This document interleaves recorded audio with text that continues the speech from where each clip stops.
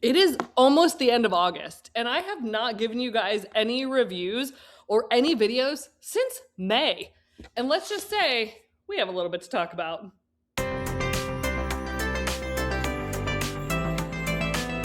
Hey everybody, welcome to my channel. I am Megan, also known as Reading with Hot Chocolate. And if it's your first time here, thanks for finding me. Today's video, I'm going to cover all the books I have read since June, July, and August. That may seem like a lot, but I had a fairly decent slump in there. So let's get caught up. Let's see what I gave some ratings for some books. And first up, we have The Games Gods Play by Abigail Owen. And I gave it 4 hot chocolates. As a reminder, I grade in hot chocolates because branding.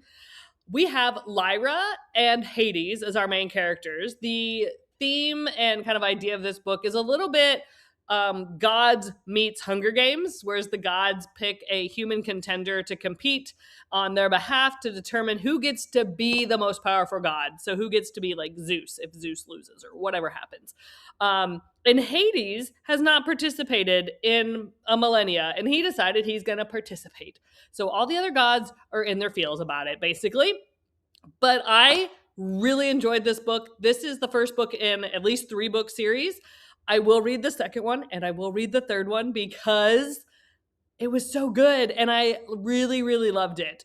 I probably should have given it 4.5 hot chocolates in retrospect because I did really, really enjoy it. Second book is already out, so I'm going to start reading it hopefully this month or next. And then the third book comes out also pretty soon. So still time to jump in on this one. And if you get the early editions, they are super fancy edges, which is always a plus. Next up, I read The Shippers by Catherine Center, and I gave this 3.5 hot chocolates.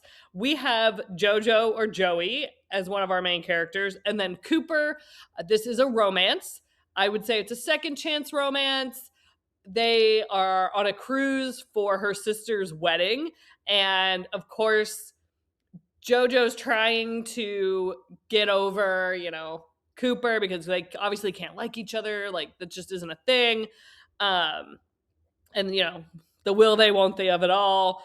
And they kind of start fake dating because her sister's trying to set her up with crazy people and all kinds of shenanigans ensue. Overall, really great little romance. Biggest news, that is the end of this reading journal. Now, I am obviously still tracking all of the things that I am tracking for the rest of the year in this one, but that was the last page. So then I got to pick up a new one, which was the Taylor Swift journal. It actually has like a book cover to it, but I'm not carrying that around. So here we go into July. So I only read 2 books in June. I told y'all there was a slump in there, but I came back into July with mega force. All right. I read Yesteryear by Caro Claire Burke, and I gave that thing 5 hot chocolates because holy shit. Natalie, the main character, I don't even know how to describe this book to you all without giving anything away because I don't want to give any spoilers because I even made my best friend read this book. And she is not typically what I would think would like this book. And I was like, no, I need you to read it. And everyone I've talked to since, I have said they need to read it. And I will say, if you have not read it, go buy it. Get on the hold for the library. It's a long hold. Just wait it out. It's going to be worth it. Natalie is a mommy blogger, influencer.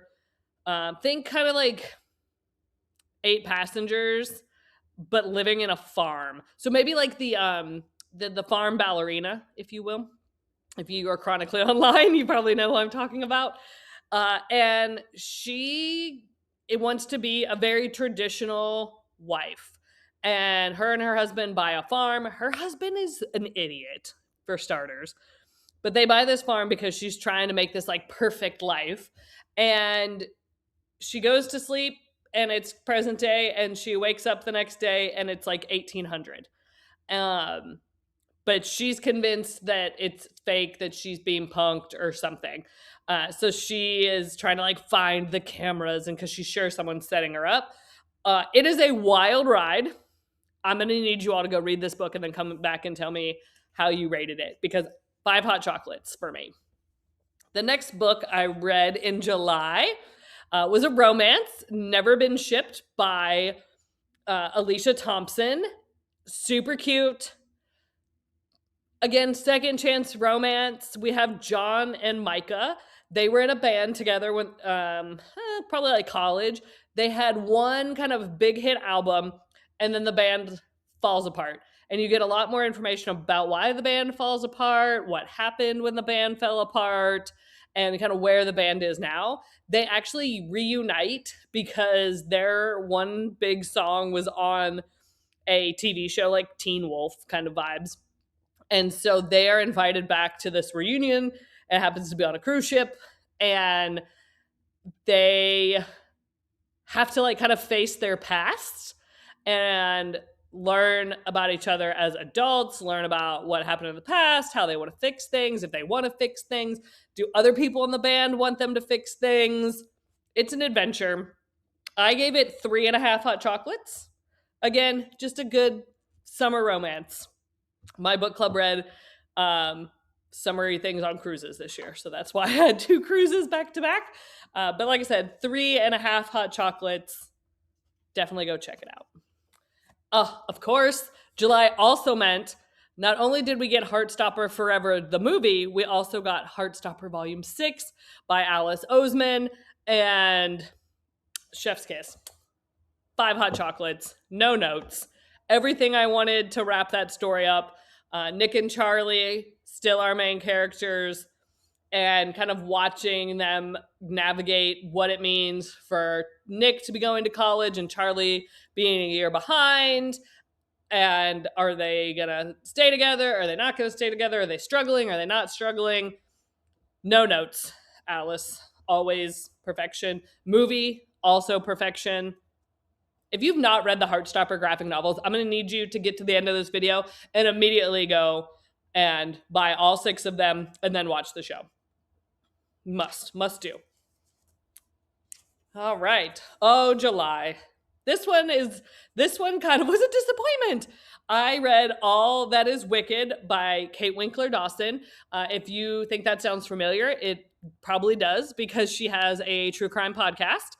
And I love her true crime podcast. And it was Tenfold More Wicked was the name of the podcast. This is All That Is Wicked is the book. I only gave this 2.5 hot chocolates. I really wanted more. I felt like the podcast did a better job for me telling the story of Edward Ruloff. I didn't feel like the book added any knowledge that I didn't already have. However, it did create an interesting debate because he was a murderer. He murdered lots of people. And some people considered him to be this uber genius because he was studying language and how languages work and all this stuff. A lot of it was made up shit in his own brain. But a lot of people were like, is he too smart to be hung for murder? We might need his brain functioning in this universe. So there was a great debate on it. Was he really as smart as he thought he was?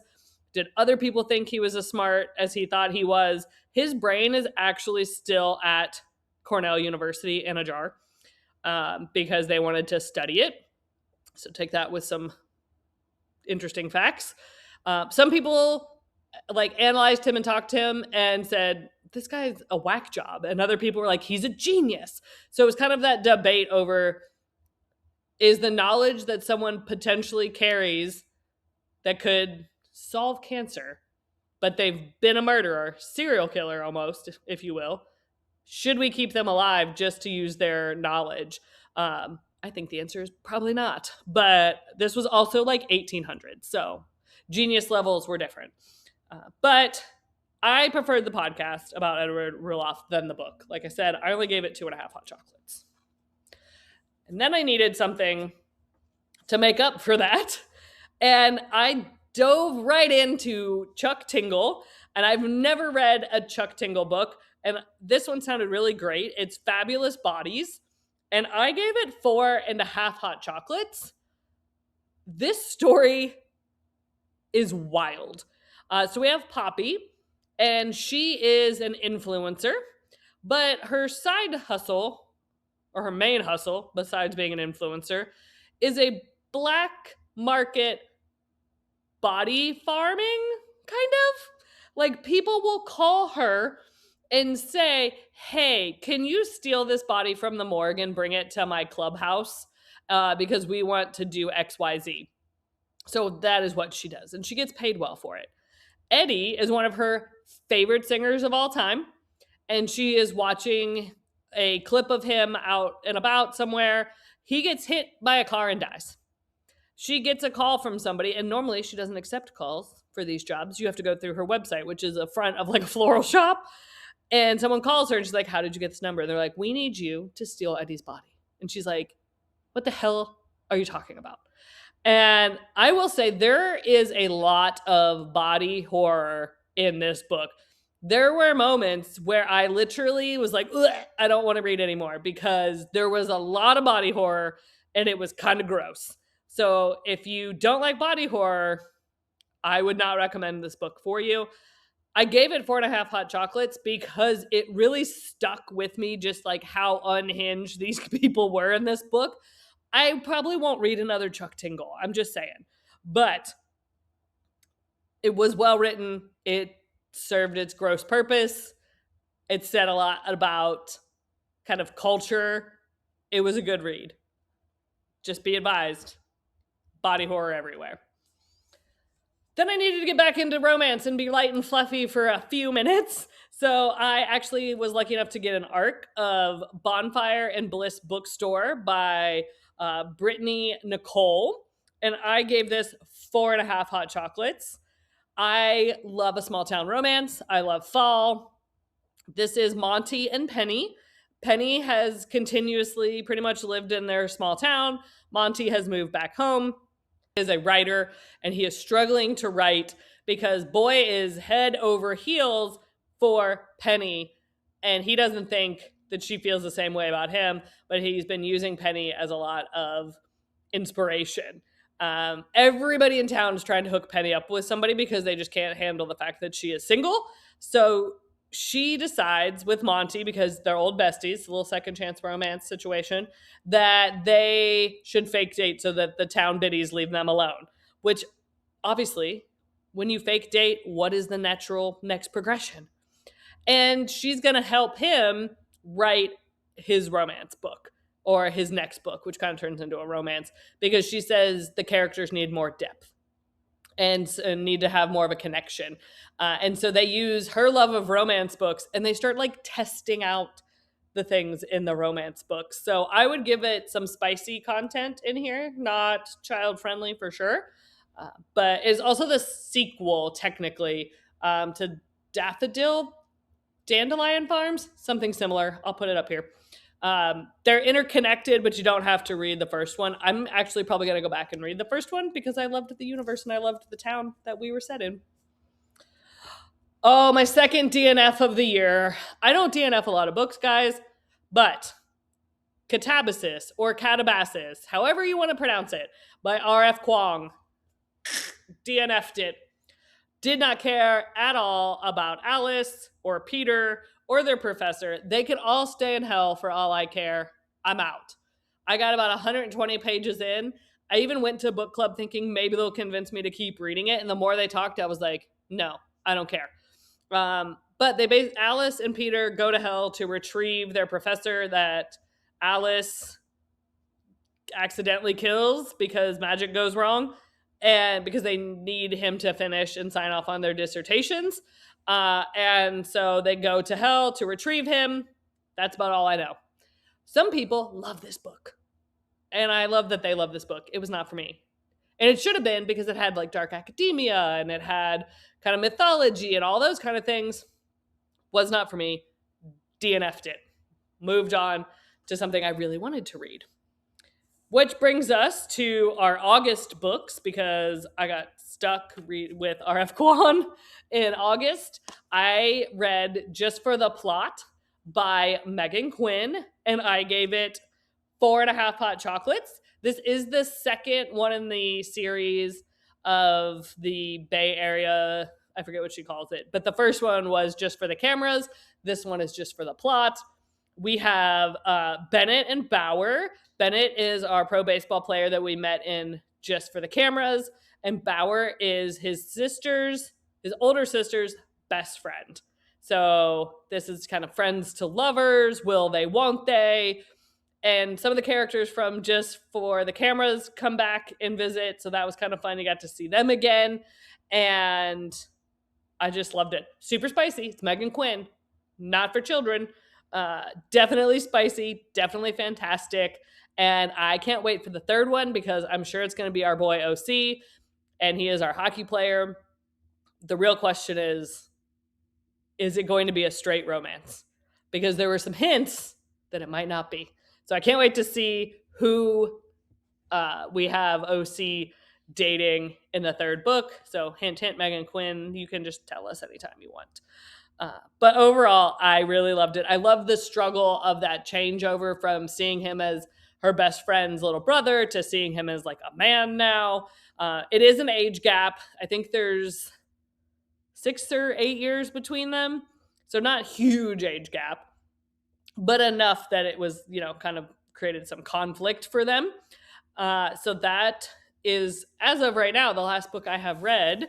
I did start one. It is The Matchmaker's Cottage by Kate Salone, and it is a work in progress. So I cannot give you any information because I'm only on page 12. But I have high hopes. Also think it's a second chance romance.